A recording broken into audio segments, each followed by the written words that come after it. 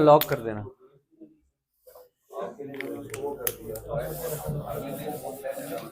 बाद में करते हैं, छोड़ो तो बाद में।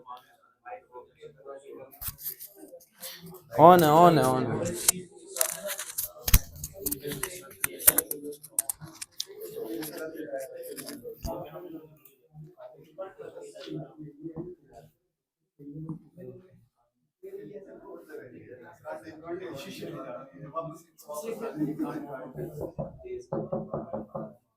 ऊपर चढ़ गए। थोड़ा थोड़ा इधर हो जाओ, थोड़ा इधर, थोड़ा इधर। आपने स्टार्ट कर दिया गाइस? आज हम पढ़ेंगे प्लेनेटरी इवेंट्स। ओके, सबसे इम्पोर्टेंट टॉपिक जो है वो ये है। इसके बाद जो इम्पोर्टेंट टॉपिक है वो है ओशियनिक करंट्स। बहुत ज़्यादा इम्पोर्टेंट टॉपिक है। तो आज सबसे इम्पोर्टेंट टॉपिक जो हम करने जा रहे हैं, प्लेनेटरी विंड्स। जैसे हम करते आ रहे हैं, हमने क्या करना है, ओवरव्यू लेना है कि हम क्या पढ़ने वाले हैं। तो सबसे पहले आपने लिखना है प्लेनेटरी विंड्स। प्लेनेटरी विंड्स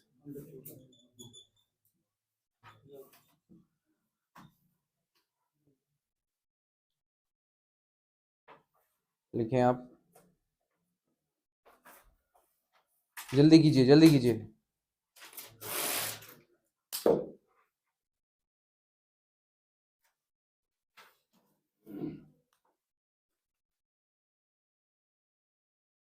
आप पेन नहीं लेके आए हैं?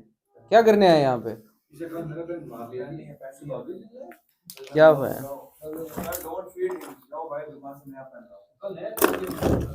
चलो, सबसे पहले व्हाट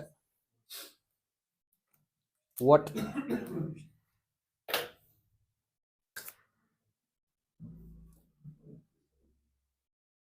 ओके। उसके बाद हम पढ़ेंगे फोर्सेस।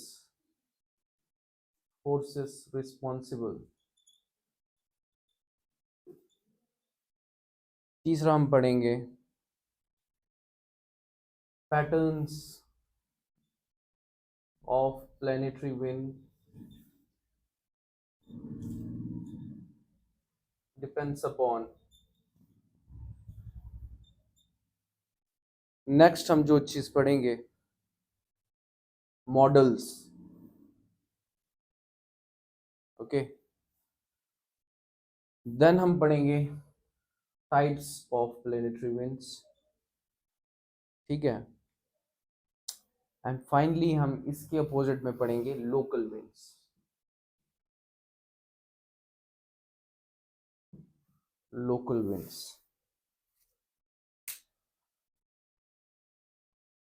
हो गया। क्या हम मानसून को लोकल विंड में डालेंगे या नहीं डालेंगे?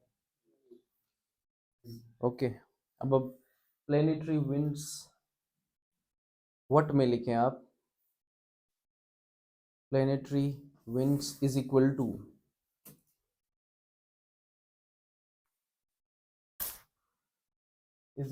Global. Planetary winds are called planetary winds because they are global in their reach.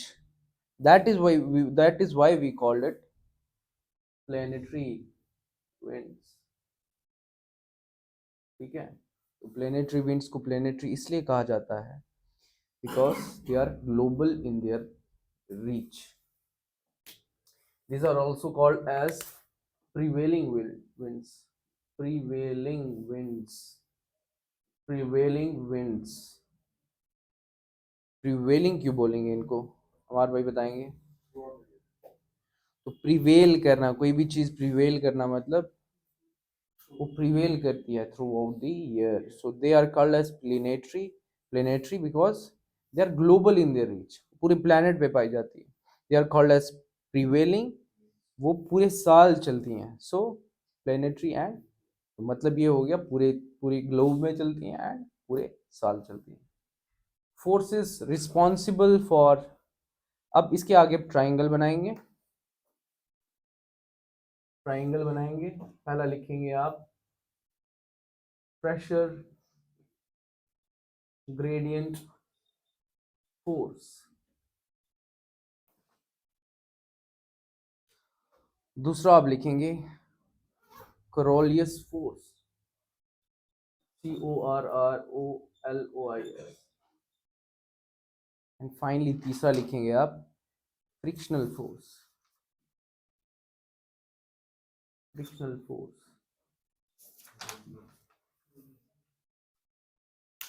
Frictional force, ठीक है। पहली दो चीजें क्लियर हो गई हैं।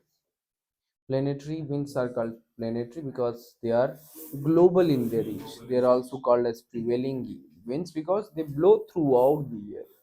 उसके बाद हमने पढ़ा कि ये प्रिवेलिंग विंड्स और प्लेनेटरी विंड्स के पीछे फोर्स कौन कौन सी होती है जो इनको planetary as well as prevail करवाती है। तो हमने पढ़ा कि Coriolis force and pressure gradient force. और अब ये क्या चीजें हैं हम थोड़ी देर बाद करेंगे, ठीक है। Patterns of planetary winds depend upon, लिखें L M B D R लंबरदार। So patterns of planetary winds depend upon लंबरदार। ओके, पढ़ेंगे, अलग से करेंगे। फिलहाल जो ओवरव्यू है, ये चीज करवाने का यहाँ पे ये मकसद हुआ कि जब आप रिवीजन करोगे तो आपको ओवरव्यू में पहले आधे पेज में पता चल जाएगा कि लंबरदार है। तो बीच में जब हम पढ़ेंगे तो ऑब्वियसली हमें पता चल जाएगा एल का क्या है, एम का क्या है। लंबरदार हमने लिख दिया। अब यहाँ पे लिखो टू मॉडल्स, यहाँ पे मॉडल्स। अब बेसिकली हम ओवरव्यू कर रहे हैं। टू मॉडल्स जब हम करेंगे तब करेंगे। अब हम चलते हैं forces responsible for planetary winds.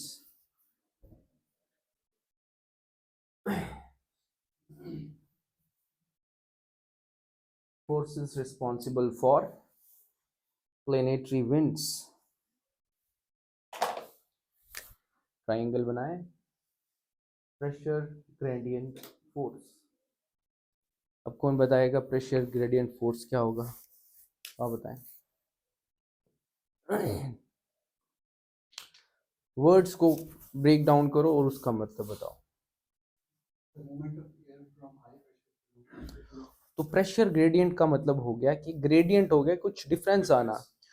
तो एक जगह अगर प्रेशर कम है और एक जगह ज्यादा है तो प्रेशर जो है मूव करेगा, it moves from high pressure from lower pressure. So वो विंड्स जहां पे फॉर एग्जांपल विंड कहां से ब्लो करेगी, अगर यहाँ पे प्रेशर हाई है और उस तरफ कम है तो wind will blow from this place to that place. लिखें आप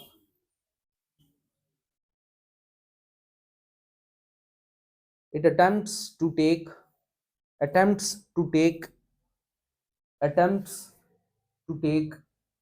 air from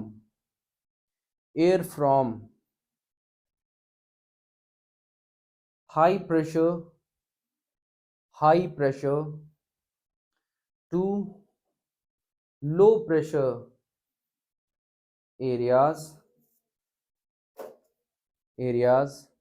right across isobars at right angle। अब इसने बोला from higher pressure area to low pressure area.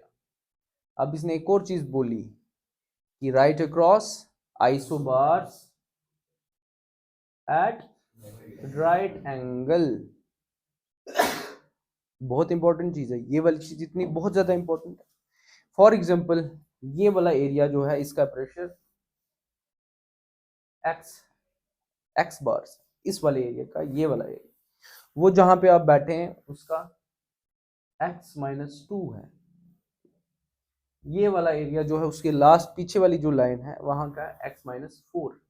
इसका मतलब हुआ ये हाई प्रेशर एरिया और ये low pressure. Wind will blow from this area to this area. और जो हमने ये वो वाले एरियाज जहां पे प्रेशर सेम था, ये वाला एरिया का प्रेशर सेम था, उस वाले एरिया का प्रेशर सेम था, इस वाले एरिया का प्रेशर था x-2, उसका था x-4।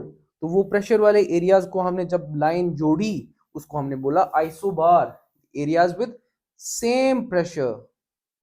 समझ रहे हो? जब हमने बोला था कि लॉन्गिट्यूड्स क्या होते हैं, this longitude is a line, क्या बोला था हमने? पैरेलल्स क्या होते हैं? पैरेलल्स जो वो लाइन होती है जो सेम लॉन्गिट्यूड वाले एरिया को कनेक्ट करती है, यही बोला था। तो हमने बोला कि आइसोबार क्या है? वो लाइन है जो कनेक्ट करती है एरियाज को विद सेम प्रेशर, ठीक है? तो विंड ब्लो कहां से करेगी? विंड यहां से उस तरफ जाएगी, और आइसोबार्स ऐसे हैं, तो is it not cutting the isobars at right angle? Yes, it is right angle. तो हमने बोला कि प्रेशर ग्रेडियंट फोर्स की वजह से जब एयर मूव करती है एक जगह से दूसरी जगह, तो आइसोबार्स को 90 डिग्री पे कट करती है। तो ये कंसेप्ट आगे भी आपको काम आएगा, ठीक है? जब मैं बोलूंगा जियोस्ट्रॉफिक विंड्स कौन सी होती हैं, तब आपको ये चीज कंसेप्ट आएगा। अब हमने पीजीएफ कर लिया, इसमें दो पार्ट्स में अब डिवाइड करो, इसको दो पार्ट्स में डिवाइड करो। ये चीज आपको समझ आ गई है? जो डायग्राम बनाई है साइड पे बनाओ, डायग्राम बनाओ, यहाँ पे ऐसे बनाओ, x bars, x minus 2, x minus 4, movement of wind at right angle। ये डायग्राम बनाओ।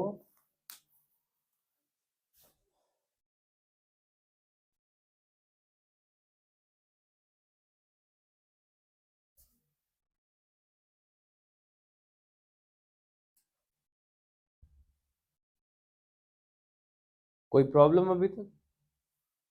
अब हम करेंगे, हमने बोला कि हमने फर्दर दो पार्ट्स में डिवाइड किया, स्टीप प्रेशर ग्रेडियंट और जेंटल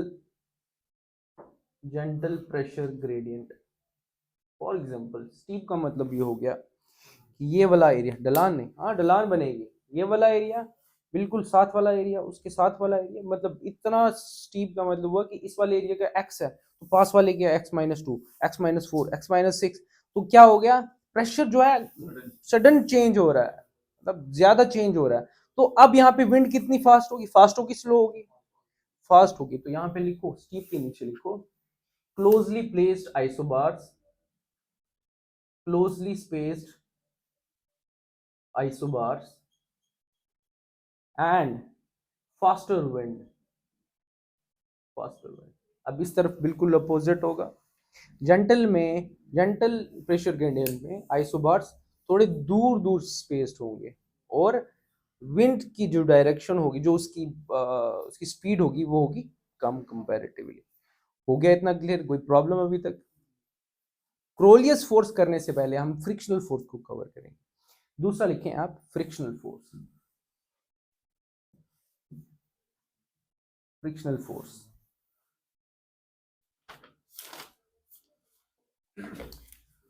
लिखें आप, फ्रिक्शनल फोर्स।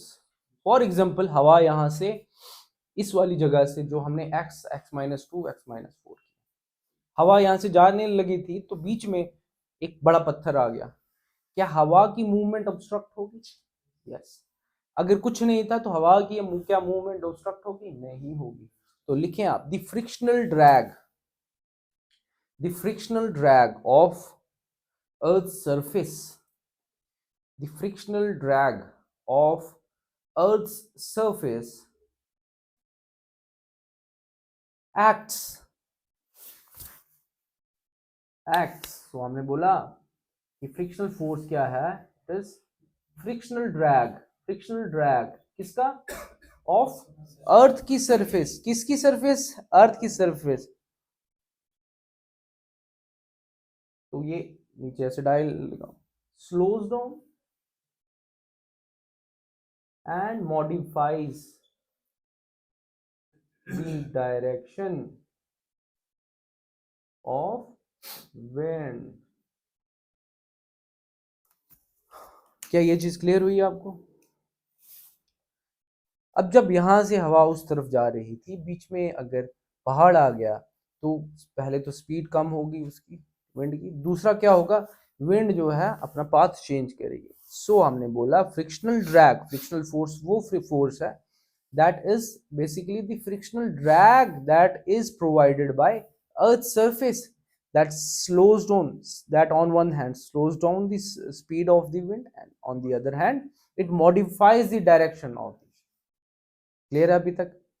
अब हम जो हमारा इंपॉर्टेंट जो इसमें फोर्स है दैट इज कोरोलियस फोर्स। अब उससे पहले जब हम बचपन में ऐसा झूला होता था, ऐसा झूला होता था, यहाँ पे सीट्स लगी होती थी, तो ये ऐसे घुमाते थे हम। जब हम बॉल को यहां से इसकी तरफ फेंकेंगे, सोचो कि घूम रहा है और मैंने बॉल इसकी तरफ फेंका, या तो बॉल इस तरफ जाएगा या इस तरफ जाएगा, डायरेक्टली इसके पास नहीं जाएगा। तो क्या ये डिफ्लेक्शन हुई बॉल की? जाना उसको कहीं और था लेकिन चला गया कहीं और। अब जो कोरोलियस फोर्स है वो यही चीज बताती है। लिखें आप कोरोलियस फोर्स, कोरोलियस फोर्स।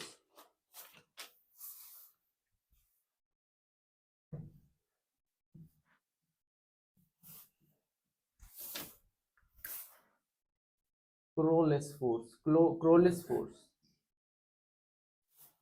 लिखें आप। Because of Earth's rotation, because of Earth's rotation, कामा, कामा बड़ा इंपॉर्टेंट है, आपने आज देख लिया होगा। कामा all freely moving objects, all freely moving objects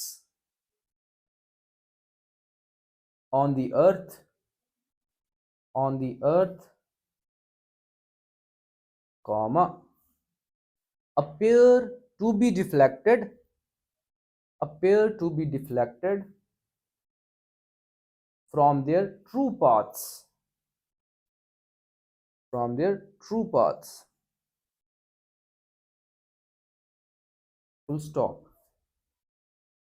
This apparent deflection, this apparent deflection is what we call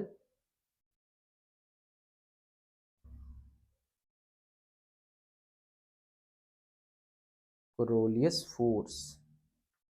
ठीक है, तो कोरोलियस फोर्स क्या हो गया? वो फोर्स जो ये अपरेंट डिफ्लेक्शन करवाती है।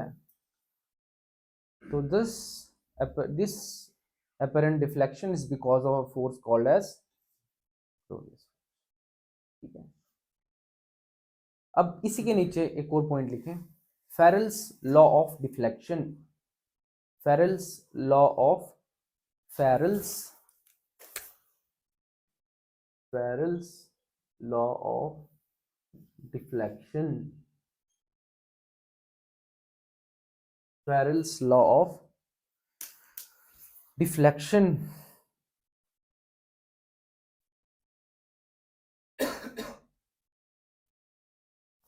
दो पार्ट्स में डिवाइड करें।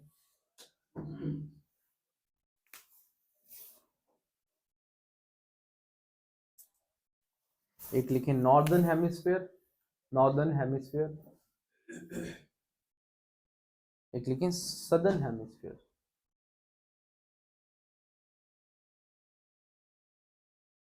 नीचे लिखें नॉर्दर्न हेमिस्फीयर के नीचे apparent deflection, deflection to right, apparent deflection to right, और दूसरी तरफ सदर्न हेमिस्फीयर में लिखें टू लेफ्ट। अपरेंट डिफ्लेक्शन किस तरफ होगी? लेफ्ट की तरफ। अब हमने ऊपर और नीचे वाले को हम जोड़ते हैं।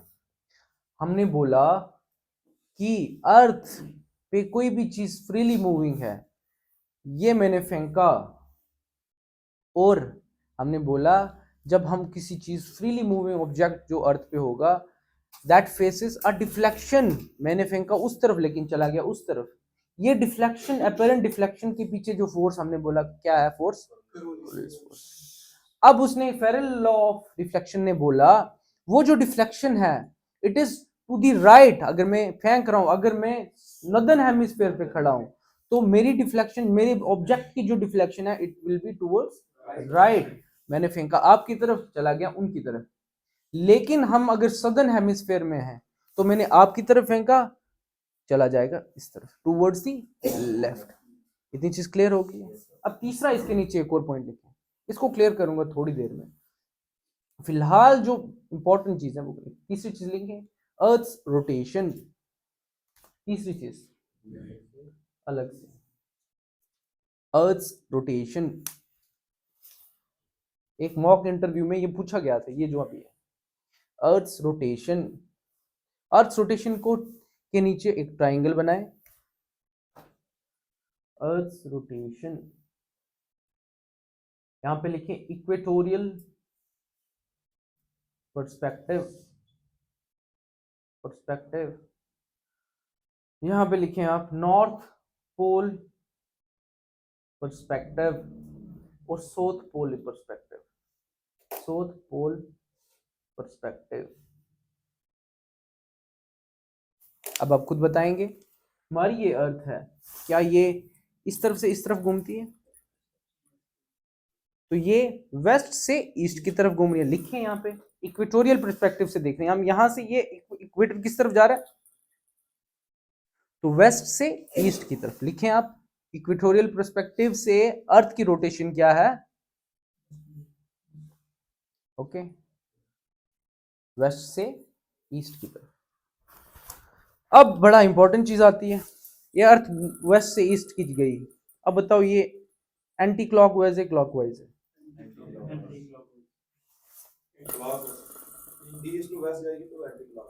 ये कौन सी, ये ऐसे है ना, तो यहाँ पे एंटी क्लॉकवाइज। अर्थ की rotation from equatorial perspective it is east से west, from north pole perspective it is ये दैट इज एंटी क्लॉकवाइज। अब वापस से मैंने घुमाया, ये था ऐसे, अब बताओ ऐसे ये कौन सी होगी? ये नहीं, इस तरफ जा रहे, ये कौन एंटी क्लॉकवाइज? क्लॉकवाइज। लिखें क्लॉकवाइज। क्या ये चीज क्लियर हुई? क्लियर होगी आपको? कोई इशू अभी तक? अब हम करते हैं जो हमने डिफ्लेक्शन की बात की थी, क्योंकि ये यहां तक खत्म हो गया है। अब समझाने की भी बात है। हमने बोला कि जी मैंने आपकी तरफ फेंकी तो डिफ्लेक्शन होगी, क्यों हुई? कोई पूछ सकता था क्यों डिफ्लेक्शन हुई? हमने बोला जी कोरोलियस फोर्स की वजह से डिफ्लेक्शन हुआ, अपरेंट डिफ्लेक्शन कोरोलियस फोर्स की वजह से हुई। क्या ये प्रैक्टिकल है? For example earth rotate. मुझे एक चीज बताओ, हमने बात की थी पहली क्लास में, हमने बात की थी, 2 second,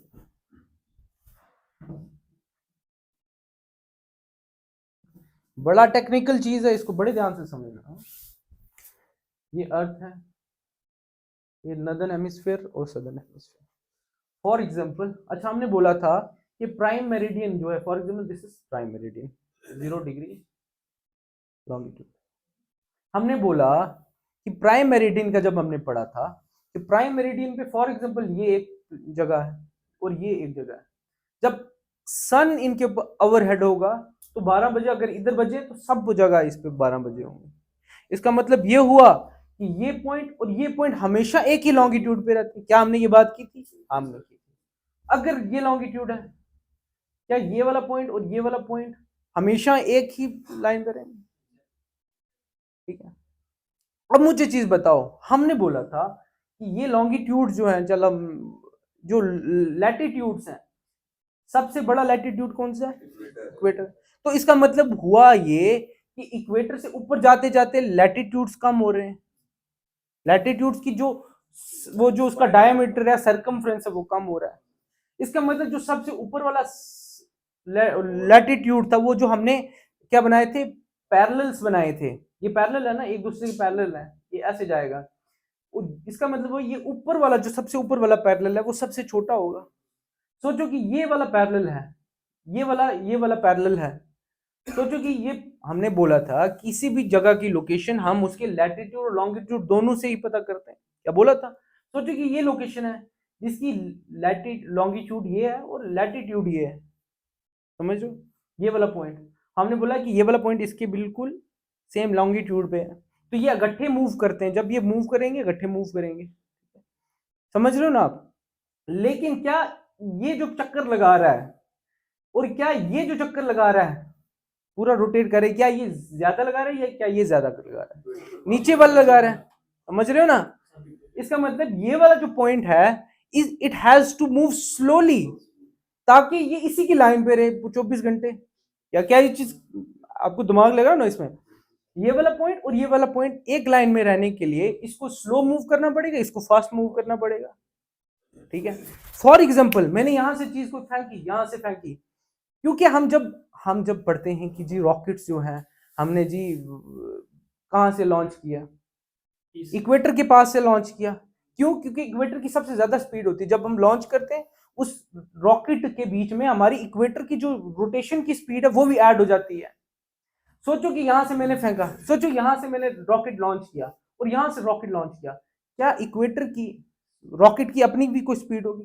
let it be x, और जो इक्वेटर के मूवमेंट की स्पीड है वो भी ऐड हुई वाई। यहां से भी सेम स्पीड का हमने रॉकेट लॉन्च किया एक्स, बट यहां पे जो वो पॉइंट था, जो क्योंकि हमने बोला रोटेशन की स्पीड ऐड होती है, तो रोटेशन की स्पीड क्या एक्स से कम होगी, सॉरी वाई से कम होगी, कम होगी, it will be Y minus 3, for example 3। तो इसका मतलब ये हुआ, समझ रहे हो ना आप मैं क्या कह रहा हूं? मैंने यहां से जो चीज फेंकी उसमें स्पीड ये थी, ठीक है ना, लेकिन ये क्योंकि इसकी स्पीड कम है मैंने ये चीज फेंकी, पहुंचनी चाहिए थी यहां पे। मैं अपेरेंट डिफ्लेक्शन की बात कर रहा हूं, समझ रहे हो? मैंने यहां से चीज फेंकी, पहुंचनी चाहिए थी यहां पे, ये फेंकी, ऐसे पहुंचनी चाहिए थी, लेकिन क्योंकि इसकी स्पीड कम है इसकी स्पीड ज्यादा है तो ये आगे निकल जाएगा, ये पीछे रह जाएगा। तो मैंने बोला कोई भी चीज मैं यहां से फेंक रहा हूं तो अपेरेंट डिफ्लेक्शन टुवर्ड्स राइट हो रही है। क्यों? क्योंकि इसकी स्पीड ज्यादा थी, ये यहीं पे पहुंचने वाला था लेकिन ये पीछे रह गया। अब जब ये फॉर एग्जांपल एक्स टाइम के बाद ये वाला पॉइंट यहां पे पहुंचा, तो एक्स टाइम के बाद ये वाला पॉइंट यहां बिल्कुल नीचे नहीं आएगा, वो यहां पे आएगा, क्योंकि इसकी स्पीड कम है तो पहुंचना चाहिए था यहां पे लेकिन पहुंच जाएगा यहां पे। तो अपेरेंट डिफ्लेक्शन हुआ कि नहीं हुआ? इसी अपेरेंट डिफ्लेक्शन को हमने बोला it is because of a force called as Coriolis. कोई चीज इसमें अभी तक प्रॉब्लम आपको नहीं? प्रॉब्लम? आगे बढ़ते हैं, अब हम फिर से रिवाइज करते हैं जो हमने अभी तक पढ़ा। सबसे पहले हमने जो चीज पढ़ी वो ये पढ़ी कि व्हाट इज प्रिवेलिंग विंड्स और प्लेनेटरी विंड्स। प्रिवेलिंग मतलब पूरे साल चलती है, प्लेनेटरी पूरे प्लेनेट पे चलती है। फिर उसके बाद हमने बोला कि what are the forces behind, तो उसमें हमने 3 फोर्सेस पढ़ी, pressure gradient force, frictional force and Coriolis. Pressure gradient force का हमने बोला कि because of differences in the pressure gradient एक बनता है, तो it move wind moves from its higher pressure to lower pressure. फिर हमने बोला कि जो स्टीप स्टीप आइसोबार्स होते हैं, स्टीप प्रेशर ग्रेडियंट होगा तो आइसोबार्स क्लोजली स्पेस्ड होंगे और तेज स्पीड होगी, अपोजिट होगा जेंटल वाले में। इतनी चीज क्लियर हुई। और हमने बोला कि जब air wind moves from higher pressure to lower pressure तो वो जो आइसोबार्स को कट करती है 90 डिग्री। ठीक है, तो इसके बाद हमने बोला कि फ्रिक्शनल फोर्स जो है वो अर्थ सरफेस पे जो डिफॉर्मिटीज है उनकी वजह से होती है, एंड इट इधर स्लोज डाउन और changes the modifies the direction. फिर हमने बोला कि कोरोलियस फोर्स का हमने बात की, Coriolis force it is the apparent deflection. क्यों बोला? क्योंकि स्पीड्स जो है डिफरेंट पॉइंट्स की वो अलग अलग हैं। फिर हमने बोला कि वो जो डिफ्लेक्शन होती है that is towards the right in northern hemisphere and towards the left in the southern hemisphere. वो किसने बोला? फेरेल्स लॉ ऑफ डिफ्लेक्शन। फिर हमने बोला कि अर्थ की रोटेशन की बात करें तो अर्थ जो रोटेट करती है it rotates from west to east from equatorial perspective, anti clockwise from northern pole perspective and clockwise. अब हम आगे बढ़ेंगे। Patterns of wind depend upon, patterns of wind depend upon.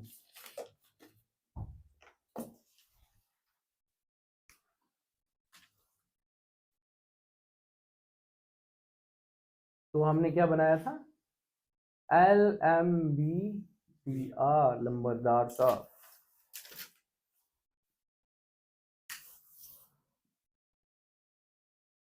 L for latitudinal variation of atmospheric heating, latitudinal variations of atmospheric heating क्या है, अलग से करेंगे, बात करेंगे। एटलीस्ट मैं पहले दिन से कह रहा हूं, अगर समझ नहीं आ रही है तो याद रखने की कोशिश करो, आ जाएगी समझ, कोशिश करेंगे आ जाएगी समझ। लेकिन फिर भी फॉर वर्स्ट केस सिनेरियो अगर नहीं समझ आ रही तो आगे बढ़ते हैं, याद रखते हैं। लेकिन तो नंबरदार का एल जो है that is latitudinal variation of, क्या इक्वेटर पे जो एटमॉस्फेरिक हीटिंग हो रही है क्या वो सेम होगी पोल पे? ऐसा नहीं है। तो उसकी वजह से प्रेशर ग्रेडियंट बनेगा, विंड्स मूव करेंगे। ठीक है, बी फॉर एम फॉर माइग बी पहले लिखो, B for belts, emergence of pressure belts।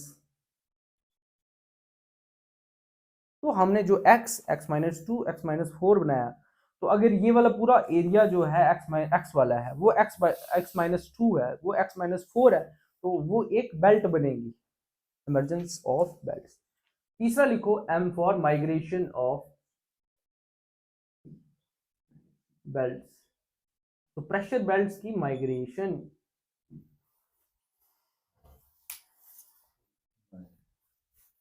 Then D for distribution of ocean and continents। And finally आपने लिखना है rotation of earth, rotation of। so हम आना चाह रहे थे किस तरफ, बेल्ट की तरफ। तो अब हमें पता होना चाहिए जो बेल्ट्स बनती हैं, पैटर्न्स ऑफ क्या बेल्ट हैं वो अलग से करेंगे।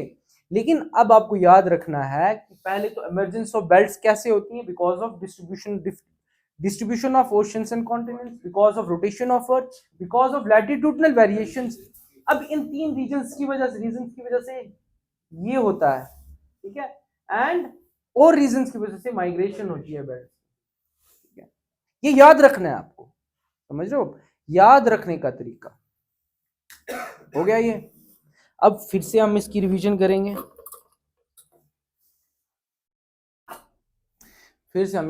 करेंगे, नंबरदार का एल है latitudinal variations of atmospheric heating. दूसरी चीज हमने पढ़ी migration of pressure belts, emergence of pressure belts, distribution of oceans and continents and rotation of। क्या ये चीज भूलेगी आपको? नहीं भूलेगी, बिल्कुल नहीं भूलेगी। ठीक है, अब इसके बाद हमने क्या लिखना है, मॉडल्स।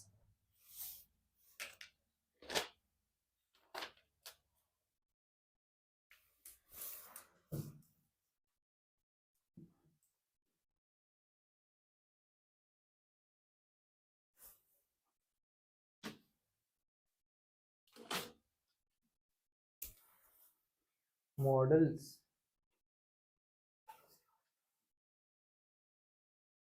हेडली मॉडल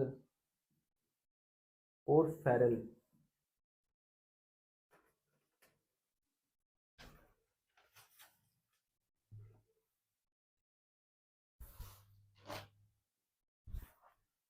इसका नाम है one cell model of atmospheric circulations, one cell model of atmospheric circulations. और दूसरी तरफ जो है that is Ferrel, this is three cell model, three cell model of tropospheric circulations.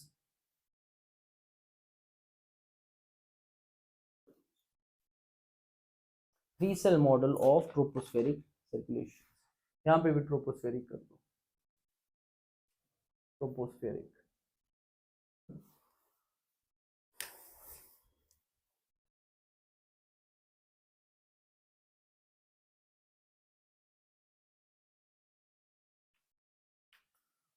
जो अर्थ पे हमने बेल्ट्स की बात की है ना, तो उनको एक्सप्लेन करने के लिए ये दो मॉडल्स हैं, ठीक है। मॉडल्स क्या होंगे? एक नमूना, एक सब थ्योरी दिया कि ऐसा होता है, ऐसा हो भी सकता है, ऐसा नहीं भी हो सकता। तो पहला जो नमूना उन्होंने मॉडल दिया है, उस किसने दिया? हैडली ने दिया। उसे हमने बोला one cell model of tropospheric circulations.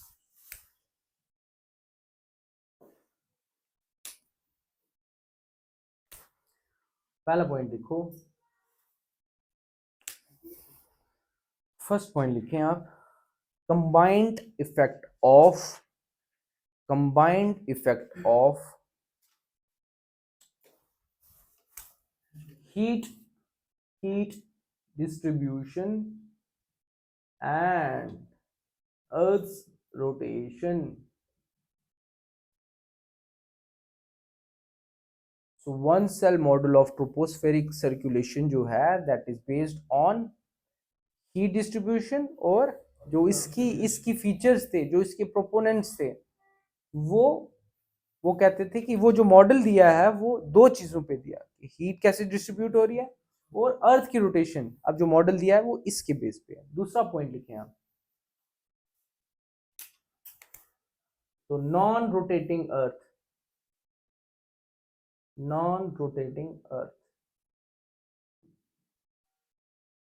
तो उसने जो दिया, उसने बोला अर्थ रोटेट, जो मॉडल बनाया उसने बोला कि अर्थ रोटेट नहीं कर रही है। तीसरा पॉइंट आप लिखें,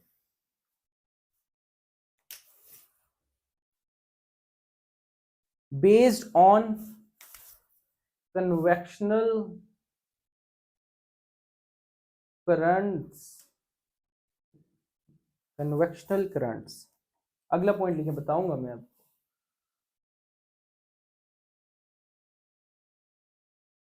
in each hemisphere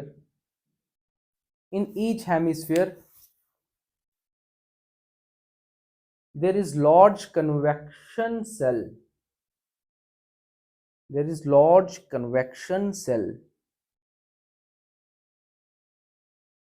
powered by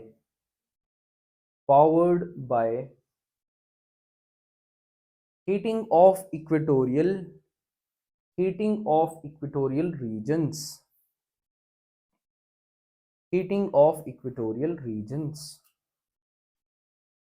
अगला पॉइंट लिखें आप, by means of convection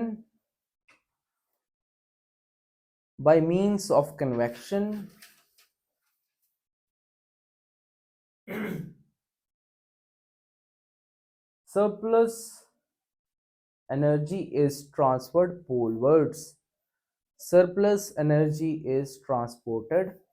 polewards। ये क्या कह रहा है? इसने बोला कि अर्थ जो है पहला तो नॉन रोटेटिंग है, पोलवर्ड। अब उसने बोला अर्थ, पहली बात बोली कि अर्थ नॉन रोटेटिंग है। दूसरी चीज उसने बोली कि यहाँ पे, क्योंकि यहाँ पे सन की ज्यादा इंसुलेशन होती है और पोल पे नहीं होती है, तो यहाँ पे प्रेशर ज्यादा होगा, यहाँ पे प्रेशर ज्यादा होगा। प्रेशर ज्यादा कहाँ होगा? तो यहाँ पे प्रेशर इज लो, यहाँ पे प्रेशर हाई, तो विंड ब्लोज फ्रॉम, ठीक है। इसने बोला अब कन्वेक्शन करंट्स क्या है? इसने बोला जो हीट डिस्ट्रीब्यूट हो रही है यहां से यहां की तरफ, हीट प्रेशर तो ऐसे है ना, हम हीट की बात कर रहे हैं, तो हीट जो है फ्रॉम इट्स हायर, हीट भी तो from its higher concentration to lower concentration जाएगी ना। तो उसने बोला कि हीट जो है फ्रॉम लोअर लैटिट्यूड्स और इक्वेटोरियल रीजन से पोल की तरफ किसकी वजह से जाती है? इसने बोला कन्वेक्शनल करंट्स की वजह से जाती है। अब इश्यू ये है कि कन्वेक्शनल करंट्स क्या है, ये इशू बनता है जब हम बोलेंगे कि विंड मूव्स फ्रॉम, विंड क्या की डेफिनेशन हमने क्या दी थी? हॉरिजॉन्टली। हमने बोला कि फॉर एग्जांपल ये एक सरफेस है, 3D सरफेस है, ये बिल्कुल साथ से जा रही है, हमने इसको बोला विंड, बोला ना। लेकिन कन्वेक्शनल करंट्स क्या होते हैं? अपवर्ड मूवमेंट, ये वाली मूवमेंट। हमने कन्वेक्शनल करंट्स पढ़ चुके हैं। हमने उसमें बोला था कि कन्वेक्शनल करंट्स ऐसे मूव करते हैं, है ना, ऐसी बात की थी। तो हमने बोला कि नीचे वाली विंड्स हैं, लेकिन upward movement of winds is called as, these are convectional currents. जब विंड जो है, जो हवा है ऊपर की तरफ उठेगी, उसे हम बोलेंगे कन्वेक्शनल करंट्स। अब जब ऊपर जा रही है हवा, सोचो कि यहां से नीचे से हवा उठी, इसी को लगा लो कि ये अर्थ है। अब यहां से हवा उठी गर्म, ऊपर ऊपर गई, क्या हम ट्रोपोस्फेयर के ऊपर जा सकती है? नहीं जा सकती है। तो ट्रोपोस्फेयर जब आप पढ़ोगे, आपने पढ़ा होगा, तो वहां पे ट्रोपोस्फेयर को, ट्रोपोपाज को लीड कहते हैं, कि ढक्कन है, उसके ऊपर हवा नहीं जा सकती। तो हवा तो ऊपर भी नहीं जा सकती, अब नीचे भी नहीं आ सकती, क्योंकि ये ठंडी हो चुकी है। अब वो फैलेगी दोनों तरफ इस तरह, ठीक है। तो डाइवर्ज होगी, क्योंकि उसके ऊपर कुछ नहीं है, उसके ऊपर बंद हो गया, लीड लग गया हुआ है, तो या तो इस तरफ जाएगी या इस तरफ जाएगी। सोचो कि हम अभी खड़े हैं यहाँ पे क्या है, क्या इक्वेटर है, हवा उठी, ट्रोपोपाज तक पहुंची और दोनों तरफ घूमेगी। ऐसा तो नहीं है कि एक की तरफ जाएगी या इस तरफ जाएगी, इसी तरफ सारी चल जाएगी, दोनों तरफ उठ के दोनों तरफ जाएगी। तो उस तरफ पोल है नॉर्थ पोल, इस तरफ साउथ पोल है। तो इसने बोला बिकॉज ऑफ कन्वेक्शनल करंट्स, ये जो हीट है पोलवर्ड्स जो है ट्रांसफर होगी। अब जब पोल पहुंची तो उससे आगे तो नहीं जा सकती, अब वो घूमेगी, नीचे बैठेगी और वापस से एक बन जाएगा, तो ये एक पूरा सर्कल बन जाएगा। सोचो कि ये था इक्वेटर, ये नॉर्थ पोल था, तो उठी एक जो सेल इस तरफ बन गया, एक इधर चलेगी, पोल पे नीचे बैठी। अब नीचे जाके भी तो नीचे घुस नहीं सकती ना जमीन के बीच में, या तो इधर जाएगी या इधर जाएगी, है ना। इधर जाएगी तो वो वापस से दूसरी साइड से एक सेल बनेगा, ये वापस इस तरफ आएगी इक्वेटर की तरफ। अब हेडली ने बोला ये एक ही सेल है, हमने बोला one cell model of tropospheric circulation. उसने बोला कि हीट डिस्ट्रीब्यूशन और अर्थ रोटेशन के ऊपर बेस्ड है, लेकिन उसने बोला कि अर्थ रोटेट नहीं कर रही है, उसके ऊपर उसने मॉडल बनाया। दूसरा बोला हीट डिस्ट्रीब्यूशन कैसे होती है, बिकॉज ऑफ कन्वेक्शनल करंट्स, और इन ईच हेमिस्फीयर क्या होता है, कन्वेक्शनल करंट्स क्या होते हैं, क्या लिखा है हमने, हाँ, इन ईच हेमिस्फीयर ये जो सरप्लस हीट यहाँ पे इक्वेटर की तरफ है, पोल की तरफ डिस्ट्रीब्यूट होती है, यही चीज लिखी है। तो ये था हमारा हेडली मॉडल। अब हम फेरल मॉडल की तरफ आएंगे, ठीक है।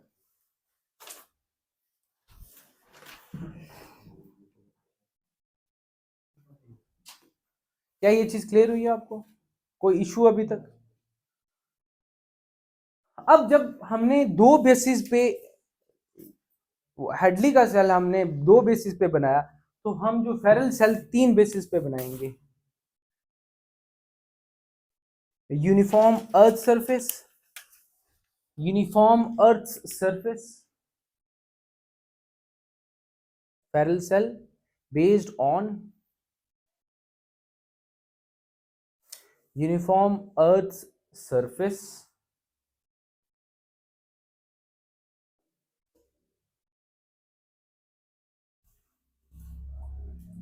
दूसरा रोटेटिंग अर्थ, रोटेटिंग अर्थ। और तीसरा sun being our head at equator. तो तीन चीजें क्या बोली, यूनिफॉर्म सरफेस, यूनिफॉर्म सरफेस का मतलब ये हो कि फ्रिक्शनल फोर्स नहीं लग रही है इस पे। दूसरी उसने बोली क्या, रोटेटिंग अर्थ। और तीसरी उसने बोली क्या, सन एट इक्वेटर। उसने जो मॉडल बनाया वो इन तीन बेसिस पे बनाया। अब आप एक अर्थ का मॉडल बनाएंगे, ये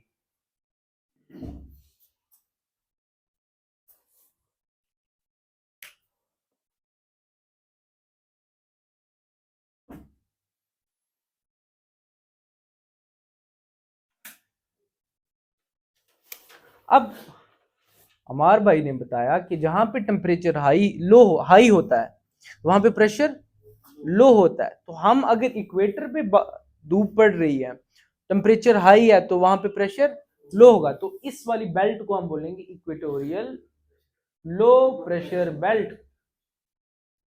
लिखें आप, इक्वेटोरियल बड़ा बनाना चाहिए था आपको, ठीक है बना दिया, कोई इशू नहीं। Equatorial low pressure belt. अब हम 3 मॉडल्स की तरफ जा रहे हैं, 3 मॉडल्स की तरफ जा रहे हैं।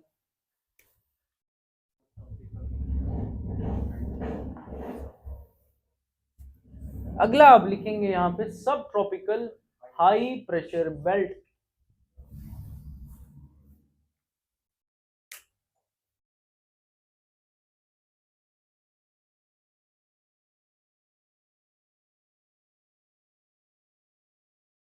यहां पे आप लिखेंगे temperate, temperate low pressure belt,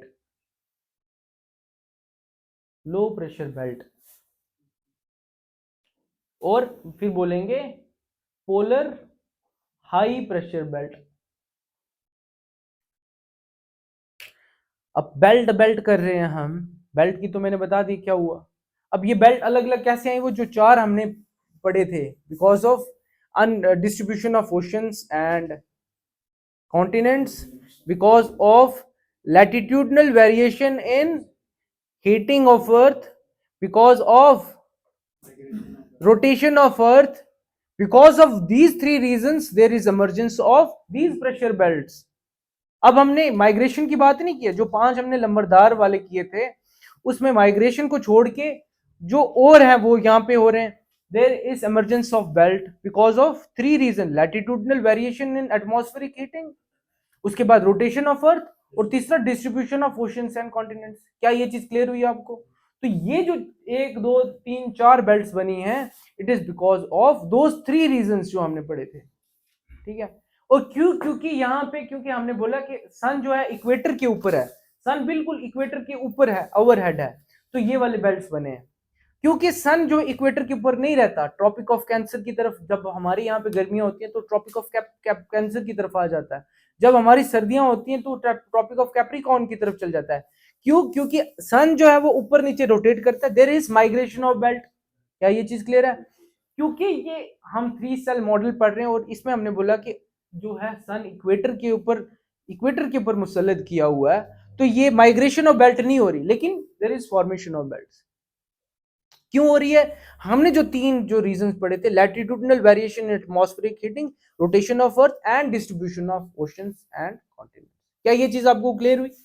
अब हम बात करेंगे, हमने सबसे पहले हमने बात की थी इक्वेटोरियल लो प्रेशर बेल्ट, फिर उसके बाद हमने बात की थी सब ट्रॉपिकल हाई प्रेशर बेल्ट, उसके बाद हमने बात की थी टेम्परेट लो प्रेशर बेल्ट, उसके बाद हमने बात की थी पोलर हाई प्रेशर बेल्ट। अब ये लो प्रेशर है, ये हाई प्रेशर, अब इस तरफ भी सेम ही होगा, वो नहीं लिखेंगे। अब ये लो प्रेशर है तो इसका मतलब, ये हाई प्रेशर है तो इसका मतलब विंड्स इस तरफ आएंगी, ठीक है। अब राइट कैसे, ये बोलेंगे जी लेफ्ट की तरफ जा रही है। जब हमने पढ़ा था, रिवर्स पढ़ा था, तो हमने बोला था राइट बैंक ट्रिब्यूटरीज उसकी डायरेक्शन के हिसाब से होती है।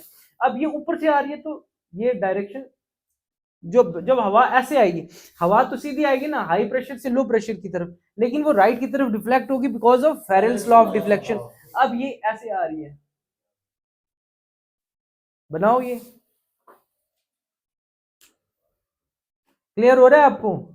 हर एक टॉपिक, हर एक कंसेप्ट जो हम इससे पहले कर चुके हैं अब अप्लाई हो रहा है।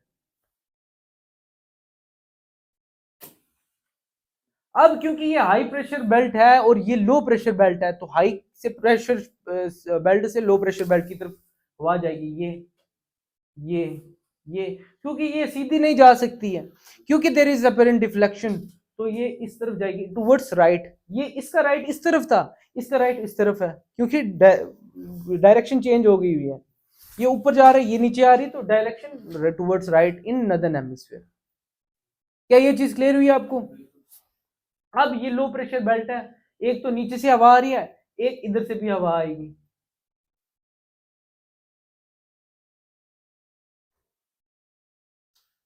तो ये बनाओ आप, क्या हमारा ये, अब हवा ये अगर नीचे से आ रही है, इस तरफ से इधर आ रही है, इस तरफ से इधर आ रही है ना, हमने बोला कि अब इधर से भी इधर आ रही होगी, नीचे से भी ऊपर आ रही होगी ना, तो यहाँ पे हवा आके इकट्ठी होगी, हवा यहाँ से ऊपर उठेगी। हमने बोला कि यहाँ पे एक लिड है ना, उसको क्रॉस कर सकते हो तो इस तरफ जाएगी, ठीक है। अब ये हवा यहाँ पे आके नीचे बैठ जाएगी, कहाँ पे, सब tropical high pressure. High pressure क्यों है, क्योंकि हवा एक तो यहां,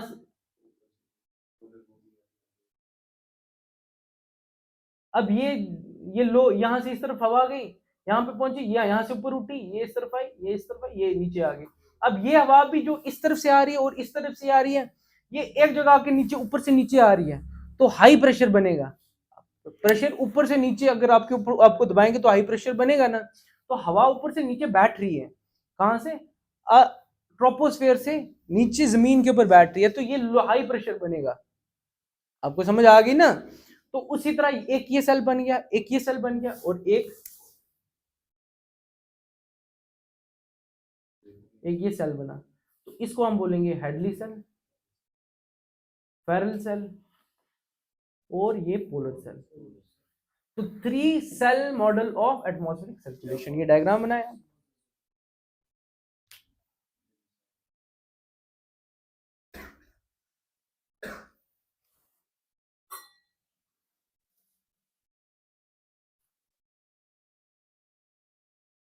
कोई इशू अभी तक, यूनुस जी, कोई इशू आपको?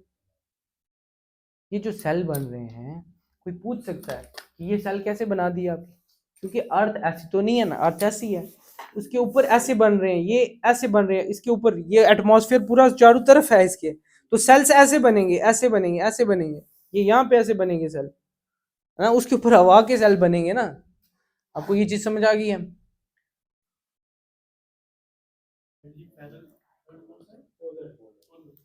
पोलर। अब यहां से एक दो पॉइंट लिखेंगे आप इसके नीचे,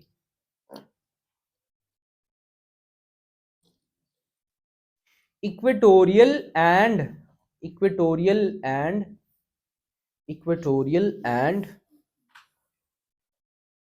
equatorial and polar, equatorial and polar high pressure belt, equatorial low and polar high pressure belt, और थर्मली इंड्यूस्ड बेल्ट्स।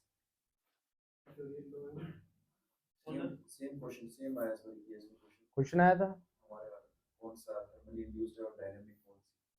सो यहां से ये चीज clear, equatorial low pressure belt and polar high pressure belt, ये वाली बेल्ट, समीर जी, ये वाली बेल्ट और ये वाली बेल्ट हमने बोला is equal to thermally induced, thermally induced, मतलब ये हुआ कि ये लो प्रेशर इसलिए क्योंकि यहाँ पे हाई टेम्परेचर रहता है, और ये हाई प्रेशर इसलिए इस यहाँ पे क्योंकि लो टेम्परेचर रहता है। आपको समझ आई? कोई प्रॉब्लम अभी तक? तो हमने बोला ये JKPSC 2023 का क्वेश्चन है कि इक्वेटोरियल लो प्रेशर बेल्ट और polar high pressure belt are thermally induced के because of differences in temperatures, temperature इसका हाई है, लो है, इसीलिए ये हमने इन्होंने बोला था कि जहां पे टेम्परेचर हाई होता है वहां पे प्रेशर लो होता है। क्यों? क्योंकि हवा वहां से ऊपर उठती है, जब जहां पे हवा ऊपर उठेगी वहां पे प्रेशर लो होगा, लेकिन जहां पे टेम्परेचर लो होगा वहां पे प्रेशर हाई होगा, क्यों? हवा ऊपर से नीचे बैठेंगी। ठीक है, ये चीज आपको दिमाग में रखनी है। तो दूसरी चीज, एक चीज हमने बोली कि ये वाले सेल्स, ये वाले दो बेल्ट जो हैं they are thermally induced, but ये दो सेल्स लिखें, subtropical high pressure belt and temperate low pressure belt are dynamically induced pressure belts. तो ये दो बेल्ट जो हैं these are dynamically induced pressure belts, dynamically induced pressure belts.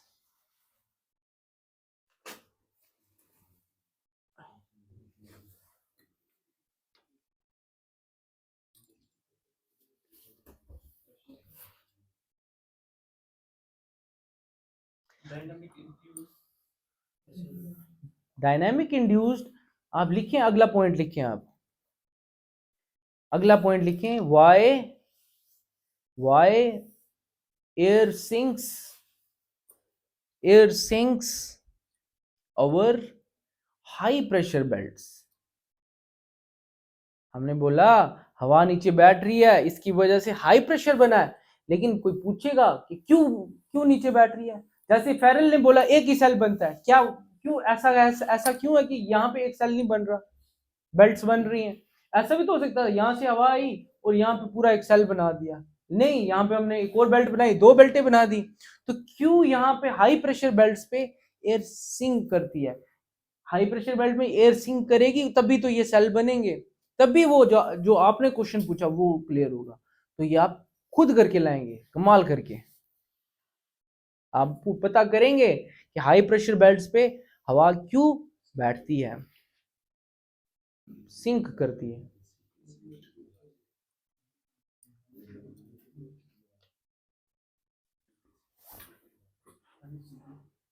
हो गया।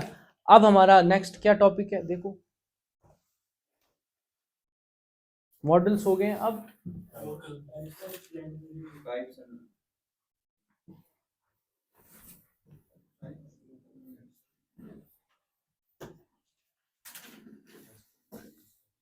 अब देखिए मेरी बात सुने, हमने ये अर्थ बनाई, ठीक है, इक्वेटोरियल लो प्रेशर बेल्ट, यहाँ पे हमने बनाया सब ट्रॉपिकल हाई प्रेशर बेल्ट, यहाँ पे हमने बनाई टेम्परेट लो प्रेशर बेल्ट, यहाँ पे हमने बनाई पोलर, यहाँ पे हवा इस तरफ से इधर आएगी या इस तरफ से ऊपर जाएगी, ऊपर से इस तरफ आएगी, यहाँ से हवा इस तरफ से इधर जाएगी, इधर जाएगी, इधर से इधर जाएगी, इधर से हवा इधर जाएगी, इधर से इधर आएगी, ऊपर से नीचे आएगी, इस तरह जाएगी। अब सेम नीचे भी होगा, ये सब ट्रॉपिकल हाई प्रेशर बेल्ट, यहाँ से हवा इस तरफ जाएगी या इस तरफ जाएगी, इस तरफ जाएगी, पक्का, हाँ इधर जाएगी पक्का, गलत बता रहे हो।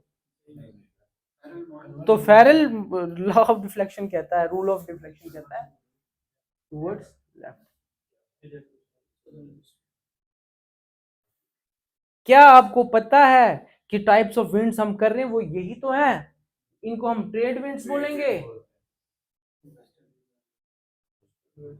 इनको हम वेस्टर्लीज बोलेंगे, पोलर ईस्टर्लीज बोलेंगे। अब कोई पूछेगा इसको वेस्टर्लीज क्यों बोला, इसको ईस्टर्लीज क्यों बोला, तो हम विंड की डायरेक्शन कहां से, अगर फॉर एग्जांपल मैं यहाँ पे खड़ा हूं, ठीक है, और हवा जा रही उस तरफ, ये ईस्ट है और वो वेस्ट है, हवा इधर से उधर जा रही है, तो अगर मैं ईस्ट में खड़ा हूं तो उसकी ओरिजिन के हिसाब से उसका नाम रखा जाता है, तो इट विल बी ईस्टर्ली, ठीक है।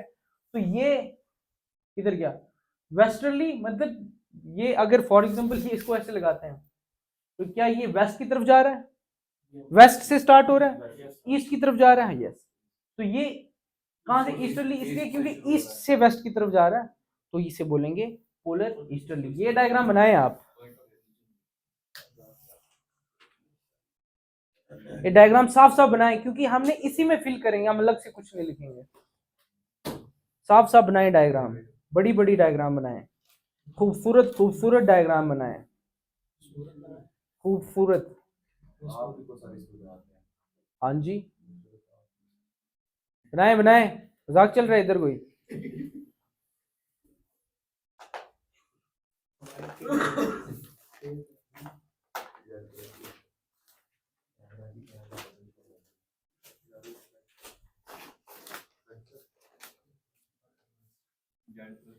सर हमारी टेढ़ी हो जाती है, हंसने की बात है अभी।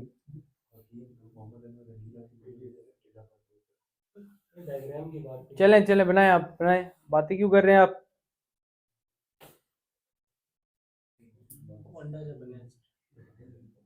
बनाए ये वाले डायग्राम।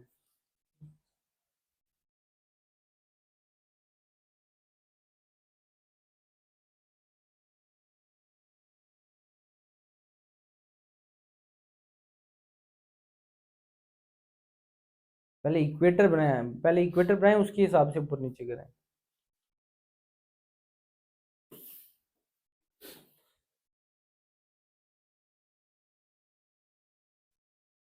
जल्दी जल्दी, टाइम नहीं है इतना हमारे पास।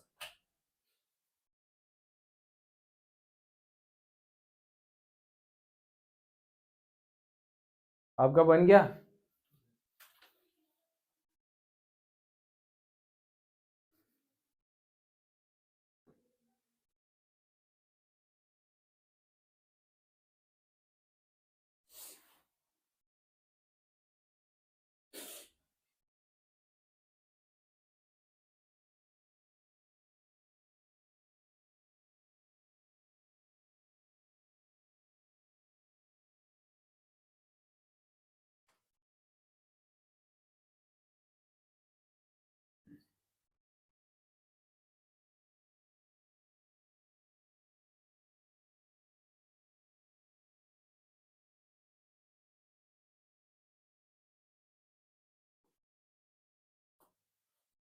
जल्दी जल्दी करो यार।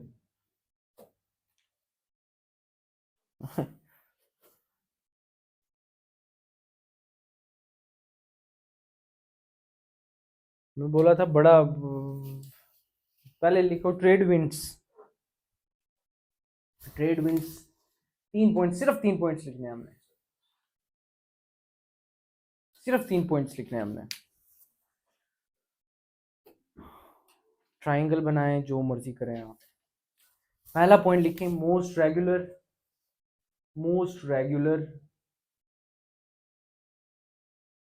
persistent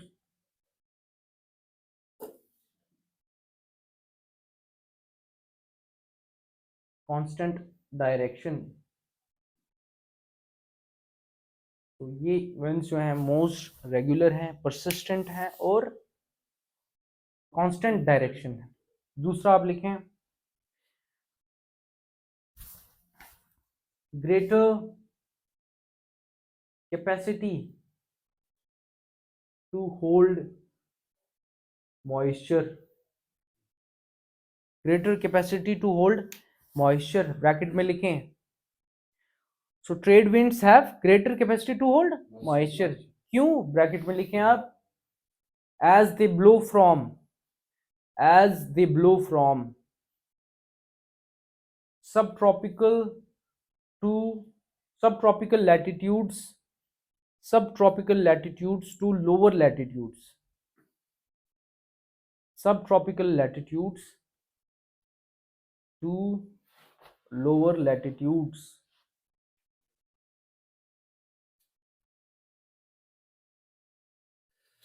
क्या सब ट्रॉपिकल लैटिट्यूड्स पे जो हवा होगी, क्या वो ठंडी होगी, वो गर्म होगी?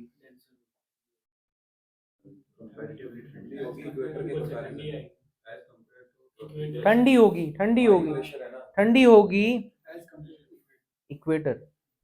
तो हमने बोला कि क्योंकि because of this reason only कि इनकी कैपेसिटी ज्यादा होती है होल्ड। फॉर एग्जाम्पल आपके पास कुछ नहीं है, फॉर एग्जाम्पल 100 की कैपेसिटी है किसी चीज में, 100 इसमें आ सकते हैं बंदे, ये रूम है इसमें 100 बंदे आ सकते हैं। फॉर एग्जाम्पल आपके पास कुछ नहीं है, उस रूम में कुछ है ही नहीं है, तो क्या उसकी कैपेसिटी हाई होगी? Capacity to hold more moisture obviously high होगी। दूसरी तरफ एक रूम है जिसमें 100 की कैपेसिटी है, बट इसमें ऑलरेडी 50 बंदे बैठे हुए हैं, to capacity to hold more moisture more people is less here than this. क्योंकि वो ठंडी हवा है, तो अब वो मॉइस्चर को ज्यादा होल्ड कर सकती है। तो that is why we call ये greater capacity to hold more moisture, because they move from higher latitudes, subtropical latitudes to lower latitude. तीसरा पॉइंट लिखें आप,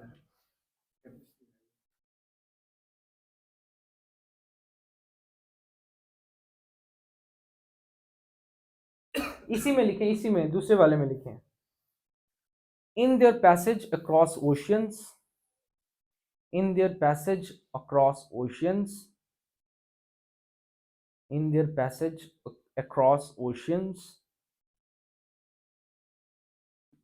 they gather more moisture, they gather more moisture and bring heavy rainfall to the eastern coasts of continents. To the eastern coasts of continents.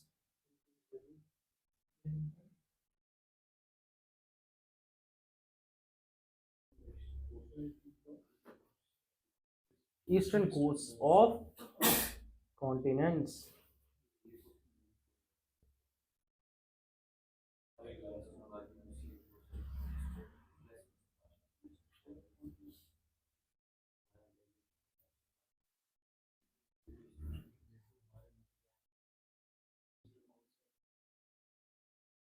अब हमने बोला कि ये equator है, इधर से जा रहा है,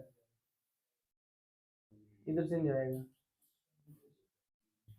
इक्वेटर है। हमने बोला ये यहां से ट्रेड विंड्स, ये ट्रेड विंड जा रही है इधर से इधर। अब देखो ट्रेड विंड्स जो है अक्रॉस ओशन से, अब यहाँ पे कौन सा पैसिफिक ओशन होगा, इस जगह पे पैसिफिक ओशन होगा, तो पैसिफिक ओशन के यहां से इस तरफ आगे की तरफ जा रही है और क्रॉस कहां पे कर रही है, फॉर एग्जांपल ये 2 सेकंड यार, थोड़ा सा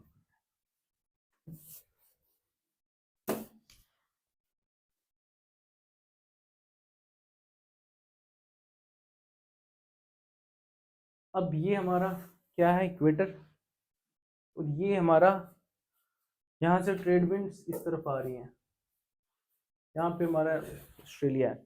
हमने बोला कि अक्रॉस ओशंस ये मूव करती हैं, और जब मूव कर रही होती हैं क्योंकि हमने बोला कि they have more capacity to hold more moisture, तो ये इसको क्रॉस करते करते जब आए तो इन्होंने मॉइस्चर और होल्ड किया। जब ये ईस्टर्न साइड ऑफ कॉन्टिनेंट्स के साथ टकराई, यहाँ पे हाई रेनफॉल हुआ। तो यही चीज वो कह रहा है, while crossing across oceans, as they move from across the oceans, as they move, they get more moisture in them and they bring rainfall on the eastern sides of the continents.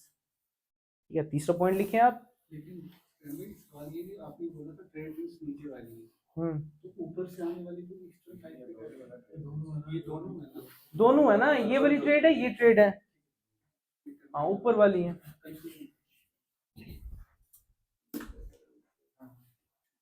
Trade winds भी easterlies हैं, east से waste की तरफ जा रही हैं। जी जी जी, आपने बोला ना कि जो हाई प्रेशर से आती है उसकी मॉइस्चर होल्ड करने की कैपेसिटी जो है ज्यादा है, ठीक है ना।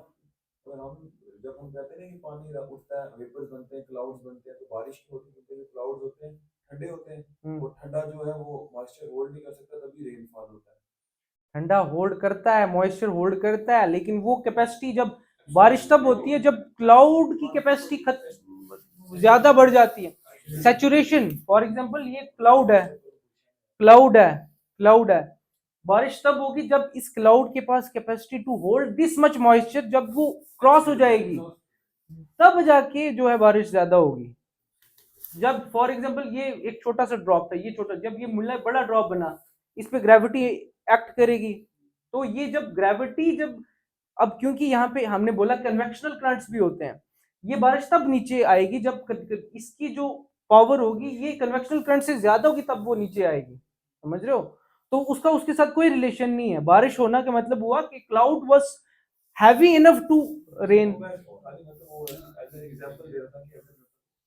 ठीक है। अब कोई इशू, ठीक है। अब हम वापस से हम आ रहे हैं, तीसरी जो पॉइंट आपने लिखना है वो लिखना है, एज दे आर ऑफ शोर,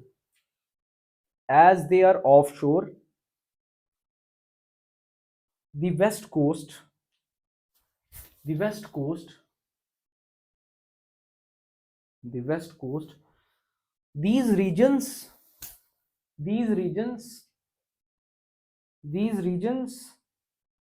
suffer from great aridity.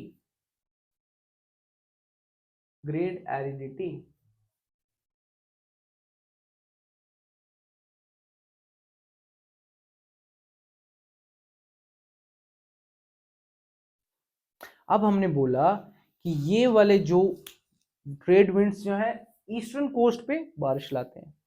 जब हम पढ़ते हैं वेस्टर्न घाट्स पे, हम बोलते हैं कि वेस्टर्न घाट्स पे एक साइड जो है बारिश होती है, दूसरी तरफ रेन शेडो एरिया होता है। इसका मतलब जो हुआ, इस तरफ उसने जब वो बारिश जो हवाएं पानी लेकर आई इस तरफ सारा गिरा दिया, इस तरफ के लिए बचा नहीं, यहाँ पे एरिडिटी होगी। उसी तरह ईस्टर्न कोस्ट पे जब बारिश हो जाएगी, ये हवाएं जब इसको क्रॉस करेंगी, ये क्योंकि अब इनके पास कुछ बचा नहीं है, तो यहाँ पे जो है एरिडिटी लाएगी। यहाँ पे फॉर एग्जांपल ये साउथ अमेरिका, तो यहाँ पे एटाकामा डेजर्ट है। तो हमने तीन चीजें पढ़ी हैं, दीज आर परसिस्टेंट, उसके बाद कांस्टेंट इन द डायरेक्शन। दूसरी चीज हमने बोली कि क्योंकि इनके पास ग्रेट होल्डिंग कैपेसिटी होती है, और क्योंकि ये ओशंस को क्रॉस करके आती है, इनके पास ज्यादा पानी होता है और ईस्टर्न कोस्ट पे आके गिराती हैं। लेकिन जब वो वेस्टर्न कोस्ट से होके गुजरती हैं, क्योंकि यहाँ पे क्या इनके पास कुछ होता नहीं है, तो यहाँ पे ये डेजर्टिक कंडीशंस, एरिड कंडीशंस लेके आती हैं। क्या ये चीज क्लियर है? नेक्स्ट हम बढ़ेंगे इसकी तरफ, वेस्टर्लीज की तरफ।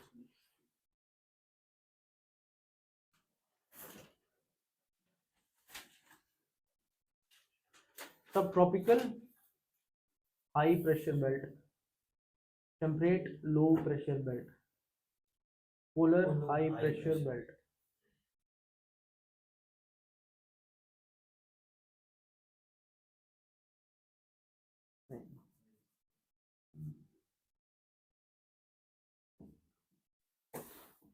तो क्योंकि ये वेस्ट की तरफ से निकलती हैं और ईस्ट की तरफ जाती हैं, क्योंकि इसीलिए इनको कहते हैं वेस्टर्लीज। वेस्टर्लीज, अब वेस्टर्लीज की भी 3 पॉइंट लिखे हैं आप। Less constant,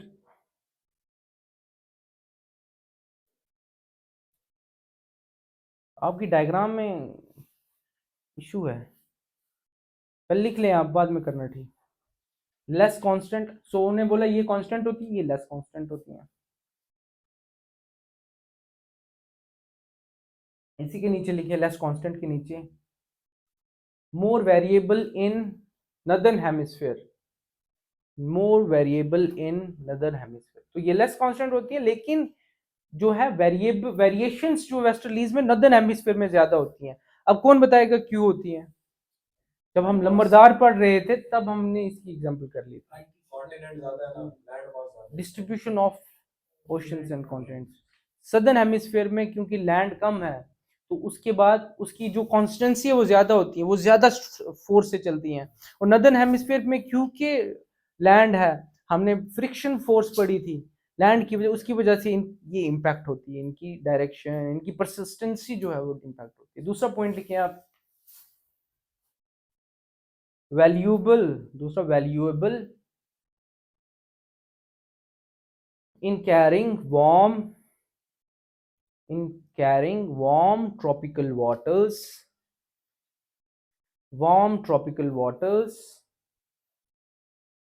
and air to the western coasts of temperate lands, western coasts।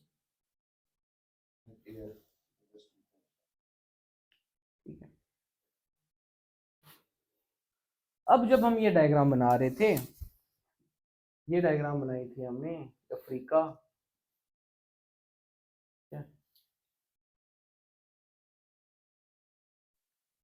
यहाँ से जाता है इक्वेटर, यहाँ तक हमने बोला था कि ये इधर कौन सी आती हैं, ट्रेड विंड्स, लेकिन ये यहाँ से क्या होगा, ये वेस्टर्लीज जाएंगी, क्योंकि ये वाली जब हम ओशन करंट्स पढ़ेंगे तो ओशन करंट्स की मूवमेंट के पीछे यही विंड्स जो हैं काम आती हैं।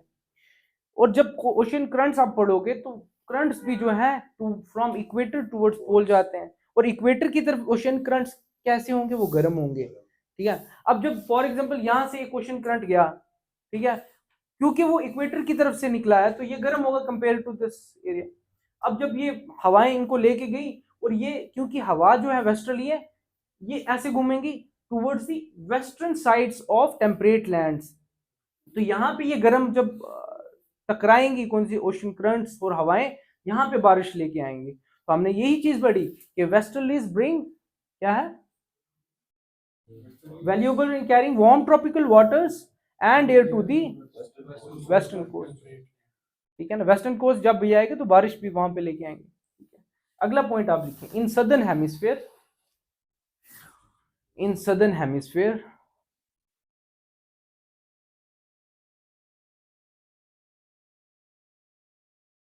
weather is cloudy, weather is cloudy and seas are violent। क्यों, क्यों, क्यों? बिकॉज ऑफ डिस्ट्रीब्यूशन ऑफ, क्योंकि यहाँ पे नीचे वाली साइड लैंड कम है, फ्रिक्शन कम, और ये वायलेंटली जो है बड़ी स्पीड से चलती हैं। तो आप बनाएंगे एक triangle, 40s, 50s and 60s।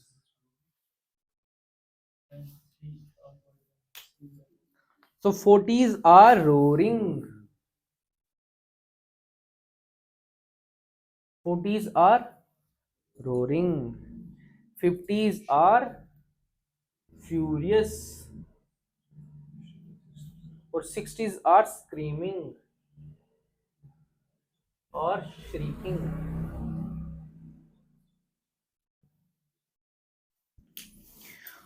ठीक है, 40s, 50s, 60s क्या है, सदर्न हेमिस्फीयर की लैटिट्यूड्स हैं। 40 लैटिट्यूड पे जो हवा चलेंगी, इतनी हवा से चलेंगी, रोर की आवाज आएगी हमें। ठीक है, क्यों आएगी, क्योंकि वहां पे लैंड नहीं है, तो जो हवा चलेगी विद ग्रेट फोर्स, और जो आवाज आएगी हमें रोरिंग की आवाज आएगी। दूसरा 50s जो होंगे, ऐसा लगेगा कि गुस्सा हो गई हैं हवाएं, तो गुस्सा हो गई हैं। ठीक है, फ्यूरियस। और तीसरा ऐसा लगेगा 60s जो होंगी, जब ये 60s में आवाज चल रही होंगी, तो ये जो है स्क्रीम आवाज, रोने वाली आवाज आ जाएगी। तो हमने ऐसे याद रखना है। पहले वो होगी क्या, पहले क्या होगा, रोर करेगा फिर उसके बाद फ्यूरी, गुस्सा हो जाएगा। जैसे शेर होता है, पहले रोर करता है, पहले फॉर एग्जांपल कोई इंट्रूडर आया तो रोर करके उसको डराएगा, फिर वो गुस्सा हो जाएगा, फिर उसके बाद चिल्लाएगा आ जाओ, फिर चिल्लाएगा कौन, जो आया इंट्रूडर किया हुआ है, फिर उसको खा देगा, तो वो चिल्लाएगा जी हाँ आया था ना। ठीक है, तो हमने याद रखना है, याद रखने के लिए कोई कहानी नहीं है, ऐसा कुछ नहीं होगा। आप ट्राई कर सकते हो जू में जाके ना, शेर के उसमें छलांग लगा के, तो पहले वो जोर से रोर करेगा, फिर उसके बाद वो उसको क्या करेगा, गुस्सा आएगा, हाँ आ गया तो, फिर उसके बाद फिर आपकी चींकें निकलेंगी है ना। तो ये हो गया हमारा वेस्टर्लीज। तो जो तीसरा हमारा है वो है ईस्टर्लीज, वो आपने खुद करना है। पोलर ईस्टर्लीज सेम इसी पैटर्न पे कि कितने परसिस्टेंट है, क्या है वो। अब इसमें 3 चीजें और आपने होमवर्क करनी है। एक पहला करना है ITCZ, दूसरा करना है horse latitudes, why 30 degree south और north is called horse latitude. ठीक है, 3 पॉइंट्स लिखने, कोई कहानी लिखने की जरूरत नहीं है, 3 इंपॉर्टेंट पॉइंट्स लिखने हैं। और तीसरी जो चीज आपने लिखनी है that is migration of pressure belts. क्योंकि मैंने एग्जाम्पल आपको उसकी रीजन बता दी है, क्यों, जब क्योंकि हमारा सन भी नॉर्थ और साउथ जो मूव करता है थ्रू आउट द ईयर, उसकी वजह से ये जो प्रेशर बेल्ट्स हैं ये भी नॉर्थ और साउथ मूव करती हैं, और उसी को हम कहेंगे क्या, माइग्रेशन ऑफ प्रेशर बेल्ट्स। आपने करना है कितने डिग्रीज मूव करती हैं, ठीक है, कहाँ पे ज्यादा मूवमेंट होती है और कहाँ पे ज्यादा इंपैक्ट होता है उस मूवमेंट का। तो ये चीजें 3 आपको करके आनी है। तो this was the end of. चौथी चीज आपने करनी है लोकल विंड्स, लोकल विंड्स। आज बड़ा होमवर्क है। लोकल विंड्स में जैसे land and sea breeze, mountain and valley breeze, monsoon हम खुद लिखेंगे, मूनसून। अच्छा कैटाबैटिक वो भी है। उसके बाद और कौन सी होगी, उसके बाद डिफरेंट लोकल विंड्स जो अलग अलग एरियाज में है ना, हाँ बिल्कुल, सुरक्को है ना, सुरक्को, खमसिन। उसके बाद और कौन सी, सेंटा आना, बिल्कुल ठीक है। तो ये जो चीजें हैं आपको करके आनी है, ठीक है। तो आज का लेक्चर हम फिर से रिवाइज करते हैं। What are planetary and prevailing winds, वो हमने किया। उसके बाद हमने बोला कि what are the forces behind it, 3 forces हमने बात की। 3 फोर्सेस में हमने तीसरा जो कोरोलियस फोर्स थी उसमें हमने what is Coriolis force, apparent deflection because of earth rotation, Ferrel law of deflection towards north in northern hemisphere, towards left in southern hemisphere, earth की रोटेशन, पर्सपेक्टिव्स, डिफरेंट पर्सपेक्टिव से हमने देखे। उसके बाद हमने बोला मॉडल्स देखे हमने, 2 मॉडल, 1 सेल मॉडल हेडली का, 3 सेल मॉडल फेरल का। उसके बाद हमने देखा पैटर्न्स जो हैं ये प्लैनेटरी किस पे डिपेंड करते हैं, लंबरदार पे, लंबरदार के rotation of earth, distribution of oceans and continents, और तीसरा कौन सा, नहीं, latitudinal variation and atmospheric heating की वजह से माइग्रेशन, सॉरी, प्रेशर बेल्ट्स बनते हैं। लेकिन सन की नॉर्थ और साउथ मूवमेंट की वजह से माइग्रेशन होती है किसी बेल्ट में। उसके बाद हमने डिफरेंट बेल्ट्स पढ़ी, विंड्स हमने पढ़ी, ट्रेड विंड्स, ईस्टर्लीज, वेस्टर्लीज और पोलर ईस्टर्लीज, जो आपने करके लानी है। ये चीजें आपके होमवर्क करके लानी है। This was the end of today's lecture. I hope आपको समझ आई होगी। कोई प्रॉब्लम होगी, कोई प्रॉब्लम नहीं है? Thank you very much.